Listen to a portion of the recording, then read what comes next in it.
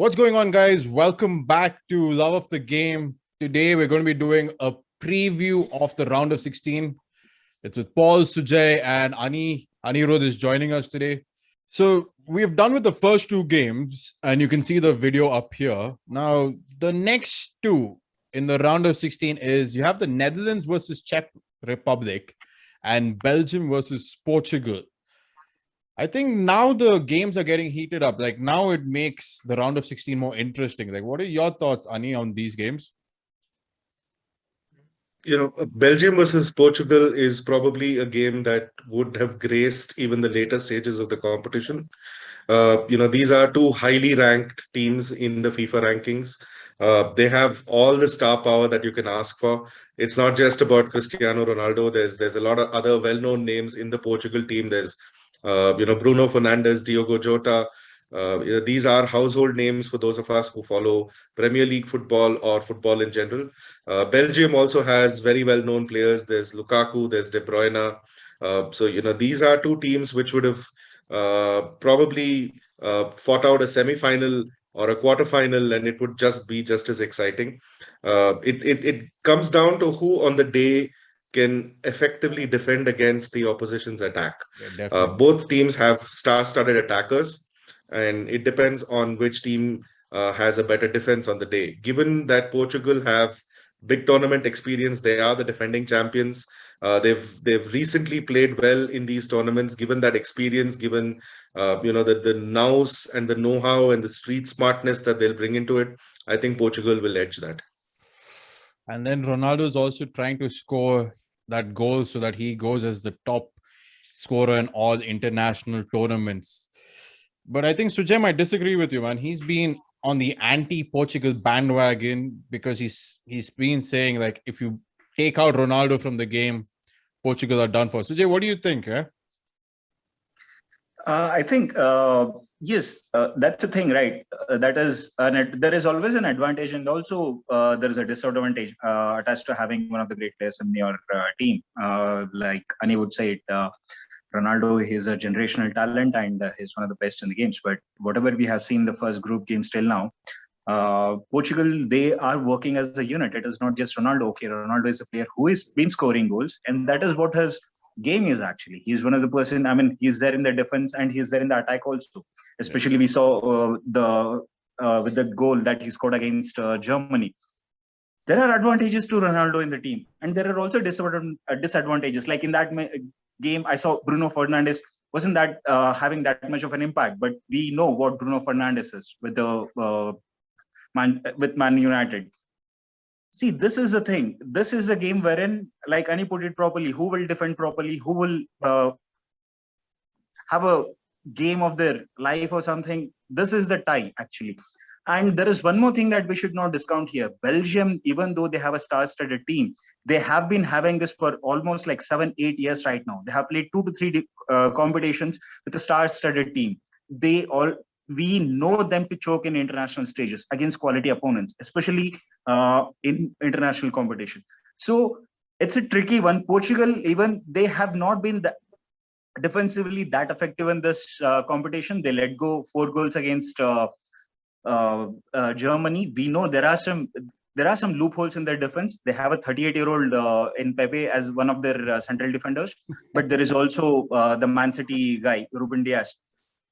It's once again, it comes to who does the best on that day. But I would still, I think Belgium, their old habits or whatever it is, because I really don't know Romelu Lukaku will do. He's not known to actually perform in such kind of crunch ties.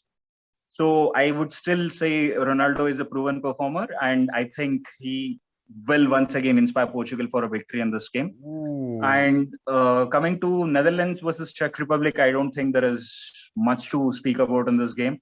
I think Netherlands have an advantage, not just on paper, but also the form of the captain, Gini Wijnaldum, respect to him. So I think Netherlands will go ahead from their tie.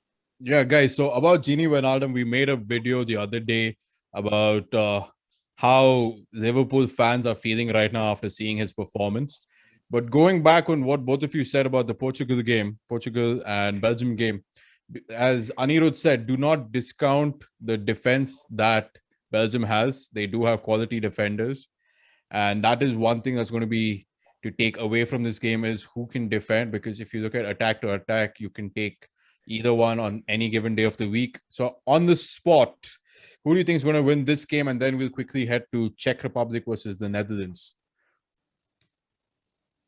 Portugal. Portugal, okay. I will go with Portugal. It will be a high-scoring game. It will definitely be a high-scoring game. I think Portugal, unless Okay, and guys, until so you have it there. You have two guys for Portugal, and I'm going for Belgium. I'm going opposite these guys. Now, briefly, we touched on, Sujay said we touched on a bit about Czech Republic not having people of name or stature in their team, and then they're going up against a Dutch team that are coming back into form. But the thing is, with most Dutch teams over the past couple of years, they seem interesting at the beginning. They have their whole pride of like lovely football, doing great, and then it all just explodes in everyone's faces. Ani, you've seen Dutch football for a while and you know a bit about them. What do you think their chances are this time around? So when we talk about Netherlands this time, it's important to understand an important factor in these big international tournaments, and that's momentum. At this moment, Netherlands seem to have the momentum heading into the round of 16. They've performed better with each game. Their third game was probably the best performance in the group stage. So they are getting into form at about the right time. So there's 4 games left. Even if they perform at second gear against the Czech Republic, they should be able to win that game. They can reserve their all the talent, all the performances for the quarterfinals and later. Historically, if we've seen Netherlands play really well until the quarterfinal or the semi-final stage, and in some cases, some memorable World Cup finals where things haven't gone according to plan at that stage. They are to use a cliche, they are probably the South Africa of football. They look amazing until the semi-finals, and then something happens to them. Either it's team chemistry, or it's a tactical blunder, or it's just the big players not turning up in the manner they're supposed to turn up in those games. That's the reason they have won European Championship all those decades ago, no World Cups. And yet some of the best players that we can think of, the Van Bastens, the Bergkamps, they are from the Netherlands. They have been superstars of the game, but they haven't really made it through. But having said that, against the Czech Republic, you look at how Czech Republic has done. They've scored 3 goals in 2 games, and all 3 goals have come from one player. That's Patrick Schick. They won their first game against Scotland, who themselves were coming back into a big tournament after more than 2 decades. Yeah. They drew against Croatia, and then they lost to an absolute flat, insipid England in the third game. So I really don't have any hopes for the Czech Republic.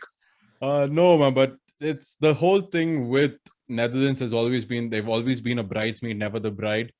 And it was 1988 when they last won the Euros with the team of Van Basten, Ruud Gullit, and the guys who were there part of the AC Milan Frank Rijkaard. Frank Rijkaard, the guys from the AC Milan back in the day. It's going to be an interesting thing. And again, on the spot predictions, I'm thinking both of you guys are going for Netherlands. And I think I might stick with you guys on this because Czech Republic aren't the team that they used to be. There's no Karl Pobovsky and all these other guys who used to be there. So there you have it, guys. Netherlands for this next round.